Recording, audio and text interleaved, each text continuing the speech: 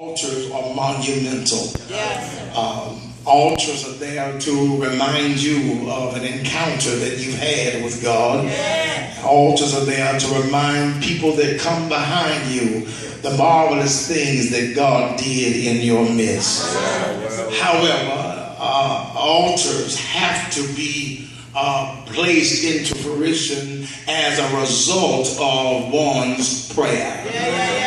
Prayer is the most misunderstood and most neglected doctrine in all of the church.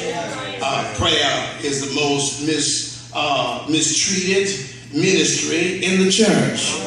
Prayer is the most vacated meeting in the church, but yet the most important doctrine in the Bible. Prayer is more important than shouting. Prayer is more important than actually running down the aisles and all of that. Prayer is actually when you have opportunity to talk to God, and look like when you have relationship with people, you like to talk to them often. I'm in the wrong house tonight. And so when you tell me that you've been in relationship with God and you've known God for 10, 15, 20, 25, 30, 40, 50 years, look like the relationship by now ought to be worth a conversation. I mean, look like if you know me well, look like you wouldn't have any problem conversing with me and on a frequent basis. Same thing is true with God. When you know God well, when you talk to God often, when you have communication and fellowship with God, by now look like you ought to be able to talk to Him with absolutely no red tape. You ought to get an audience with God without anything standing between you and Him. When you've been in relationship with God for a while, look like by now you ought to have an opportunity to get a clear line with God. Arguably, sit down for a minute. Arguably, people will tell you, I've known the Lord for 20 years, 30 years, but does the Lord know you? All right. I ain't got no help now. So arguably, there are people that will say they know me. I'm in the wrong house. Oh, you know Bishop J? Yeah, I know. You may have met me. I'm in the wrong house. You may have been in a service with me. You may have been in my company, and I even may have gone to my home. But do you really know me? A lot of times people confuse association with relationship. They confuse being in the company or in the entourage with relationship.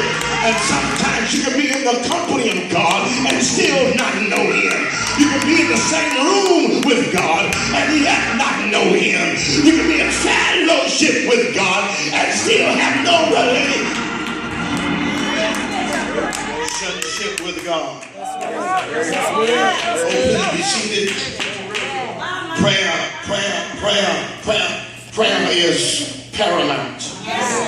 Who am I talking to? Prayer is paramount. So for those of you that are trying to take the easy road around prayer, ain't no easy road around prayer. Those of you that are trying, amen, to dip and dodge prayer service, that's okay. But there's coming a time sooner or later when you're going to have constant communication with God. Here's what I'm talking about.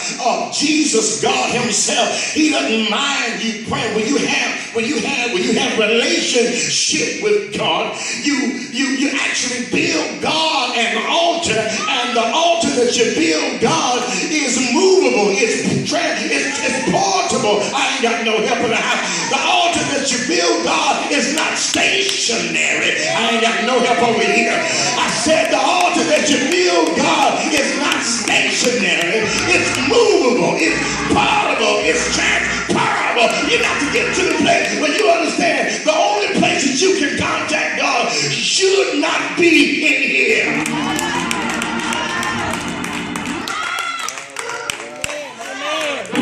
Paul and Silas built God an altar, but where they built the altar was in a Philippian jail.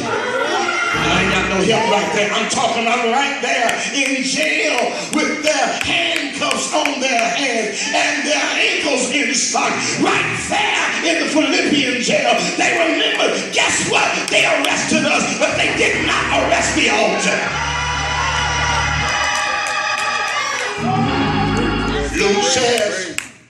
Luke says, Luke 18:1, he says, I tell you what, you better take advantage of the altar.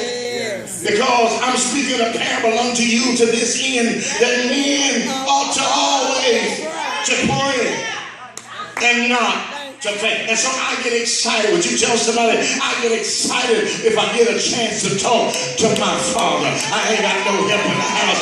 I remember when I was a little kid and we have a bad habit in our house, and our children, among my siblings, we all have the same father, but we would all refer to our father as my daddy.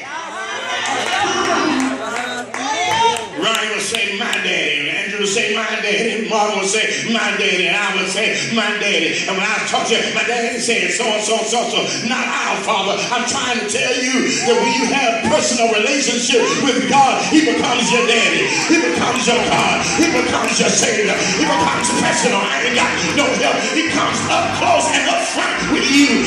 It's not a far off God. He's a right now. David says he's a very present help in time of trouble. He's a right now God. Would you tell somebody he's a right now God?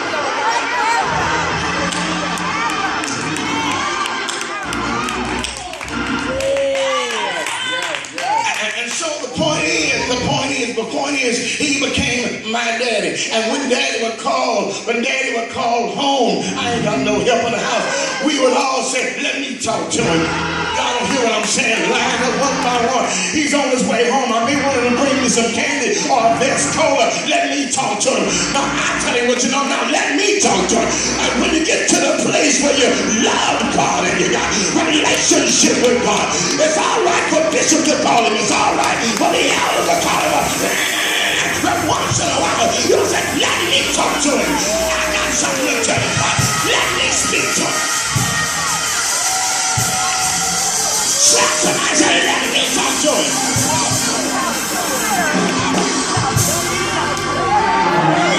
See, when you got relationship, I can catch the conversation in midstream. I don't have to get in on hello. I can just pick up the conversation right where I